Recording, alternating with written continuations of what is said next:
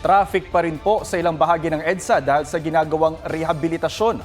Ang latest na sitwasyon sa EDSA sa live report ni Jamie Santos. Jamie? Jonathan, bukas simula na ng long weekend ng mga government employees pero ngayon pa lang, kailangan ng mahabang pasensya dahil sa traffic. Dito sa EDSA Orense, mabagal ang daloy ng trapiko lalo na sa southbound. 2 lane lang kasi ang madaraanan. Hindi lalagpas ng 5 to 10 kilometers per hour ang usad ng sasakyan.